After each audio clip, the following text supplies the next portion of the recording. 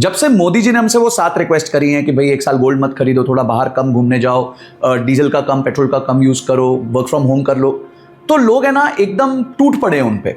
मैंने भी वीडियो बनाई तो लोग मुझे कमेंट सेक्शन में गोदी मीडिया, तू भी मोदी भक्त निकला, ये सब बोलने लग गए। 1965 में जब इंडिया वॉर पे था, उस टाइम पे अमेरिका ने हमारे को बोल दिया कि भाई हम जो तुम्हें अनाज देते हैं, क्योंकि उस टाइम पे इंडिया जो था वो सेल्फ सफिशिएंट नहीं था, हम जो तुम्हें अनाज देते हैं अंडर द प्रोग्राम PL 480 वो बंद कर देंगे। शास्त्री जी ने पूरे भारत से आह्वान किया कि भाई एक काम करो, हफ्ते में 1 दिन के लिए व्रत कर लो, उसको शास्त्री व्रत कहा गया।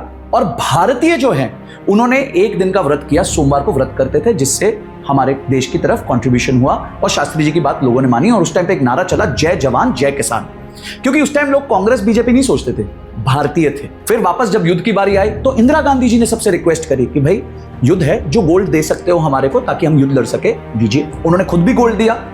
उसके बाद नवाब ऑफ हैदराबाद ने 435 kgs गोल्ड दे दिया, क्योंकि तब तक भी ना कांग्रेस बीजेपी नहीं था, लोग भारतवासी थे, भारतीय थे। फिर आया 1990s का दौर, इराक ने कुवैत पे जो है अटैक कर दिया, क्रूड ऑयल का प्राइस डबल हो गया, हमारे इंपोर्ट बिल्स इतने ज्यादा हो गए कि हमारे पास पैसे ही नहीं थे इंपोर्ट करने के। तो 1991 में तब के फाइनेंस मिनिस्टर श्री मनमोहन सिंह जी ने आके बोल दिया कि भाई अब हम लिबरलाइज, प्राइवेटाइज, ग्लोबलाइज कर देंगे, जिससे जो छोटे बिजनेसेस थे इंडिया में उनको प्रॉब्लम हुई, दिक्कत हुई।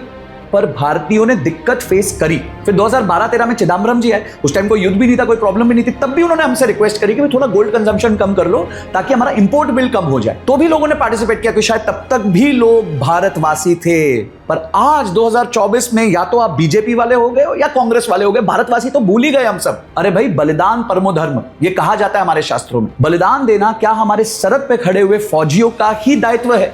हमारा दायित्व नहीं है। हमें कौन सा बोला गया कि जाओ और गोली खाओ? हमें सिर्फ इतना बोला गया ना, थोड़ा अपने ऊपर रिस्ट्रेंट कर दो। और लोग कह रहे हैं कि गवर्नमेंट का फेलियर है। अगर ये गवर्नमेंट का फेलियर है तो पहले भी फेलियर था, पर मैं इसको फेलियर नहीं मानता, मैं इसको रिक्वेस्ट मानता हूं, पार्टिसिपेशन मानता हूं। देखिए, अगर आपके घर में आपके पेरेंट्स की इनकम कम हो जाए, किसी की जॉब चली जाए और वो आके आपको बोले कि बेटा इस 1-2 महीने ना थोड़ा सा खर्चा कम कर लेना, तो क्या आप अपने पेरेंट्स को फेलियर बोलोगे? क्या बोलोगे पापा आप फेल हो गए?